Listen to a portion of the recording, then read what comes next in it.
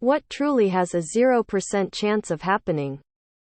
Reddit going an hour without posting a thirsty sex question to this sub. The dishes I procrastinated doing last night will be done when I wake up. George Washington running for re-election. Creation of a perpetual motion machine.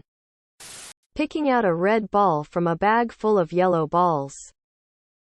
A 50-feet woman would hold a gorilla in New York climbing a building attacking planes.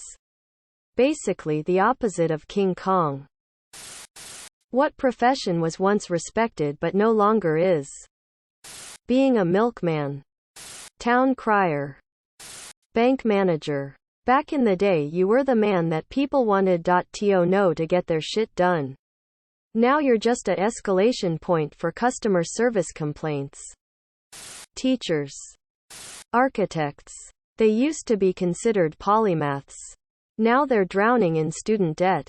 Underpaid. Overworked. Suicide rate is high. It perhaps isn't the career it once was. https twitter.com/mickleshwirtz/1515142884131067009 S equals 21 and T equals 0 F underscore CIWD 9 Ray QLLYB 3 QXKNQ. FYI, I read about an architect who got a nice deal with a developer. Flight attendant. What is something you strongly believe in but don't have evidence for? That the Tasmanian tiger is not extinct. Great swaths of Tasmania are largely uninhabited and still heavily forested. People wander a few meters off a track and are never seen again, so dense is the bush. So my old romantic heart hopes that tigers are still out there. My grandpa had a second family. I never knew him as he died before I was born. But my mom would talk about how he'd occasionally disappear for up to a month at a time and my grandma never once asked why because he said it wasn't her business. This was like the 50s and 60s. My mom told me that she'd occasionally have this dream where he had a second family, and I think it's because deep down she suspected it. My wife's cousin's husband is an undercover CIA agent. Everyone is delusional, some people just to a higher degree. I'm convinced that the myth of dragons in the Middle Ages originates from early findings of dinosaur fossils. It simply seems like a logical explanation to me. But I have not the slightest evidence for this theory. Being a good person is worth the trouble. What commonly repeated cooking tip is just completely wrong? Cookies. Bake until golden brown.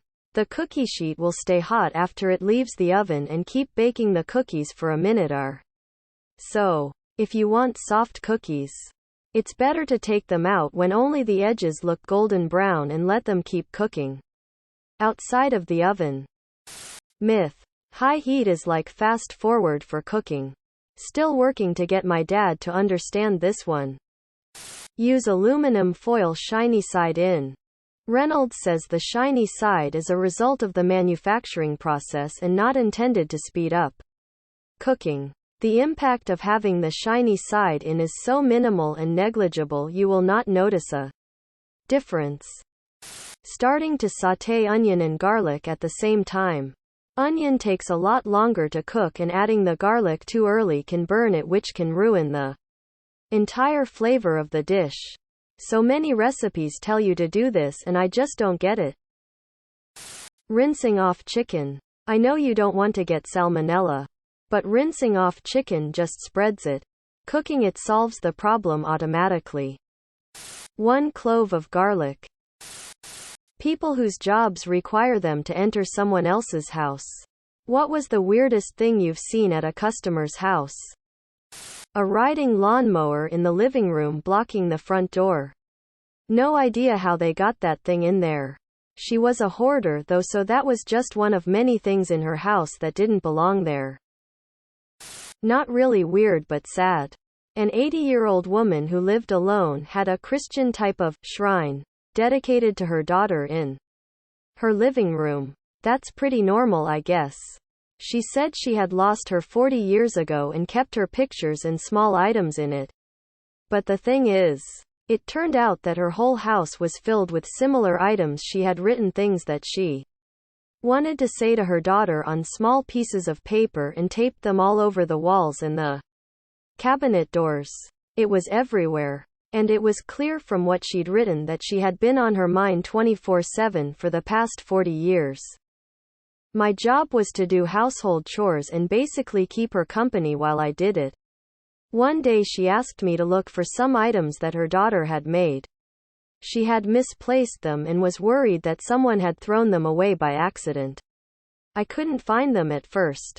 But she looked so defeated that I went to look for them again and actually found them in the back of her storage room. She was so happy. She said that I reminded her of her daughter because I searched so adamantly and didn't give up.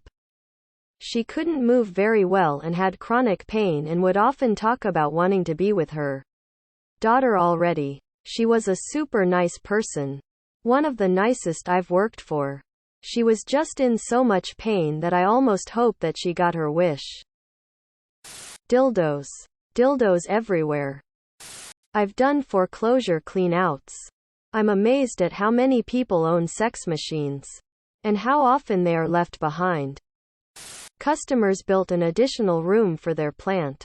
Frank. It was a +30 yo Schiflera. It had the best sun and a huge pot and automatic watering. Def my kind of weird. I babysat for this family that had a live-in maid. A little weird but whatever. She was nice. Dressed in a strange outfit but whatever. Parents get back and ask me how the children were. Told them I changed a few diapers, nothing big. Then they asked how the maid was. I told them she was fine. Woke up the kids once while she was cleaning. Mom gets this look on her face and disappears.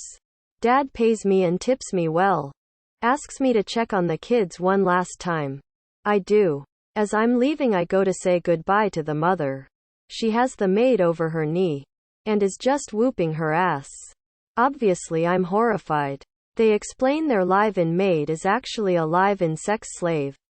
So the strangest thing I've seen is a live-in sex maid while babysitting. Subscribe, my brothers.